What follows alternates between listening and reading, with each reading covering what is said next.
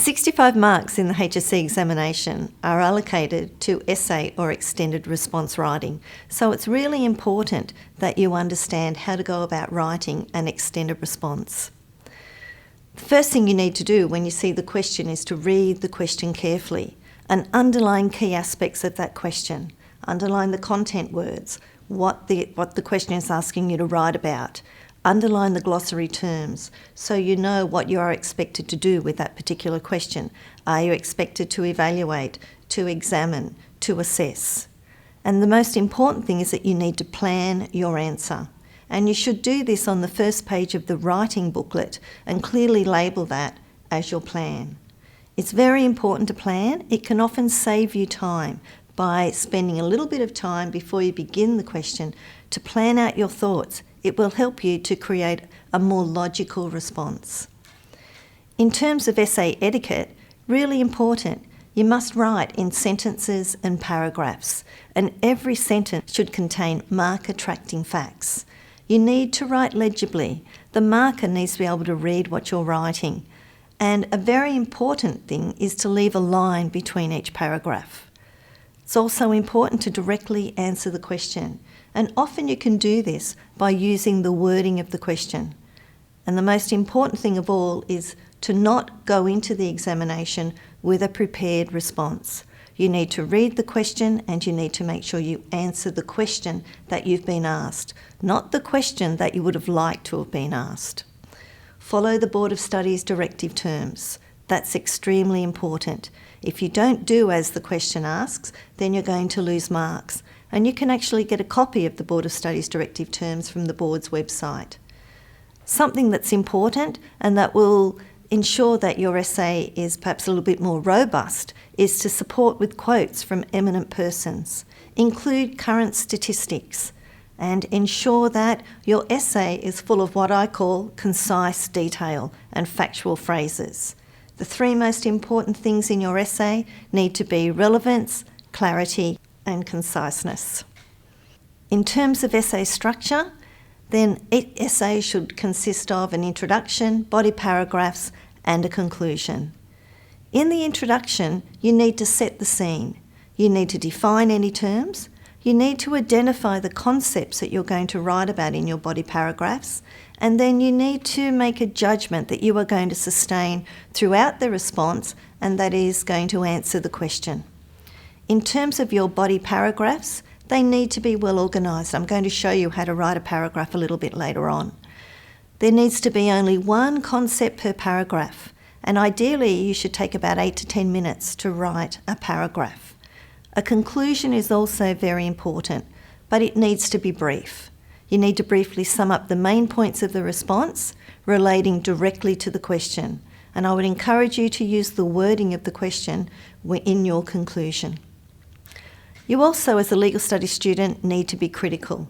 You'll be asked to make a judgment, and in terms of that, you need to be sure to present both sides of the argument.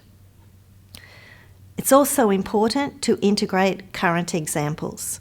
And by that, we're referring to legislation, cases, media reports, documents, international instruments.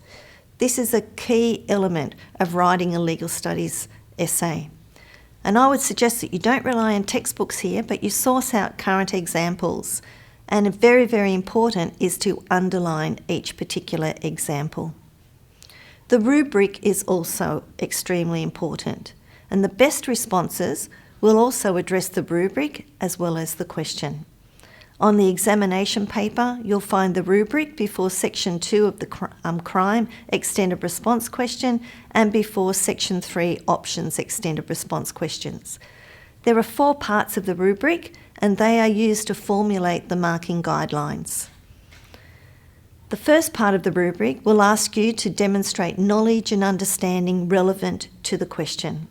And this is where you need to show a depth of knowledge of content, and you need to show how and why the knowledge is important and applicable to the question. The second part of the rubric will ask you to communicate using relevant legal terminology and concepts. This is where you need to use and apply the terms and concepts of the syllabus.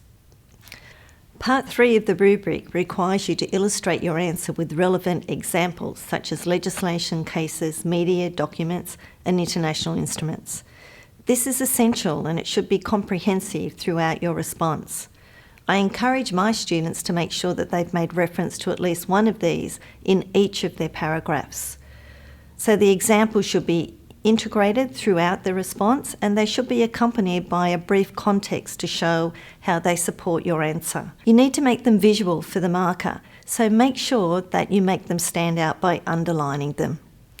The fourth part of the rubric requires you to present a sustained, logical and cohesive response. By a sustained response, it means that you need to fully develop your arguments throughout the whole response. Your response also needs to be logical, it needs to make sense. So it needs to be an ordered response. And to do this, I'd encourage you to only write about one concept per paragraph. The response also needs to be cohesive. This means that every part of the response makes up a whole answer. Every part of the response is relevant to the question. In terms of paragraph structure, then every paragraph should have a topic sentence, content, examples to support the arguments you are making, and also it should then sentence back to the question and sum up the judgment that's been made. So let's have a look at a sample paragraph. Here is a question that comes directly from the Learn To section of the crime syllabus, and it says to discuss the powers of police in the criminal process. So in terms of the directional term discuss, it means that we have to provide arguments for and or against. In terms of the content part of the paragraph, we need to be able to refer to the powers that police have. So I start off with my topic sentence, and in my topic sentence I tell the marker what my paragraph is going to be about. And in this particular case, I've chosen the police power of arrest and interrogation. And I've made the point that this is an important power of police during the investigation arm of the criminal process. The next part of my paragraph is my content section. So this is where I'm going to explain about police powers. I'm going to describe what those powers are. I might define if a particular aspect if that is necessary. And you might note that in this particular paragraph I've introduced the notion of the power of police to issue what we call a special caution. Now, special cautions have only just been introduced in recent legislation. So in actual fact, I've referred to that legislation and I've underlined that legislation so that the marker can clearly see that. So I've got an example of a piece of legislation in my particular paragraph. The third part of my paragraph is where I'm actually going to answer the question. So this is where I give my examples and I show the marker that I'm doing what the question says. This is where, because this is a discuss question, I'm putting forward my arguments for and my arguments against police powers. And you can see that I've also referred to a document. I've referred to the New South Wales Law Reform Commission report and what that had to say in terms of police being able to issue a special caution, and I've also referred to a newspaper article as well. And you can see how that's been integrated in the fact that I've actually been able to make reference to that article and to put it into context in that particular paragraph. The last thing I need to do in my paragraph is to sentence back to the question. This is where I remind the marker that I'm actually answering the question, and I've summed up by using the term arguments for and arguments against so that the marker can clearly see that I've actually been able to do what the question says, which is discuss.